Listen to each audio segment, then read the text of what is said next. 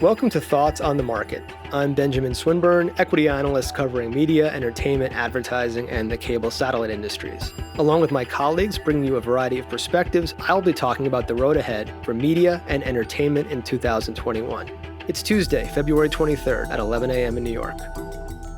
When I get questions about the industries I cover, there's naturally a lot of discussion and focus on disruption. But despite all the attention on disruption, media and entertainment is also a very cyclical business, meaning the stock performance of these companies often has a direct relationship to the health of the economy. From that perspective, 2021 looks like a year of top-line strength as the health of the global economy improves and we begin to emerge from the shadow of COVID.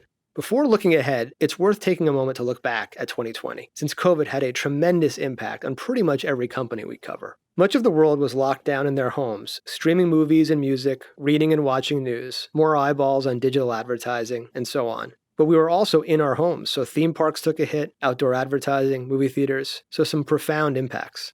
As a result, last year, the best performing stocks in media and entertainment were up over 100% year on year, and the worst performing stocks were down over 50% year on year. So moving forward, some opportunities may lie with companies where the market may have overcorrected or overshot. We also want to be thinking about the cyclical recovery I mentioned earlier. As the world reopens, the average company in our coverage group is expected to see revenue increases of 20 to 30% in 2021.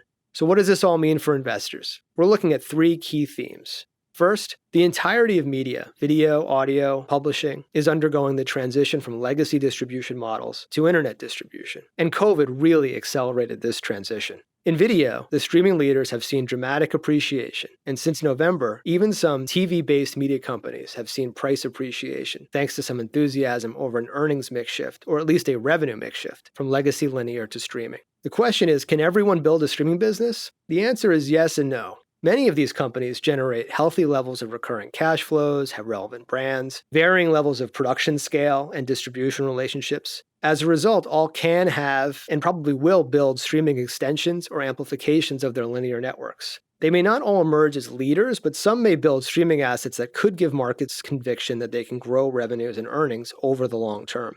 Second is the pace of reopening, recovery, and a return to social gathering as we emerge from the pandemic. While we may never get back to pre-COVID behavior, we're also not going to maintain COVID behavior forever. In 2021, we should not be surprised if growth meaningfully slows or accelerates. Just as shares likely overreacted in 2020, they may overreact again in 2021. If we see a faster than expected reopening, keep your eyes on selected sports names, movie theaters, and theme park exposure.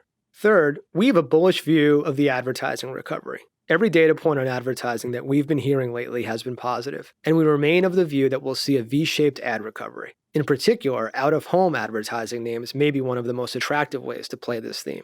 One final thought for investors is to keep your eyes on interest rates. If the economy is as strong as some expect, rates typically rise. At some point, that will increase the rate the market discounts out-year earnings, which will have an outsized negative impact on long-duration growth stocks. Because of this, investors will probably want to balance the growth players with the value names, since rate normalization is something we can't ignore in this sector.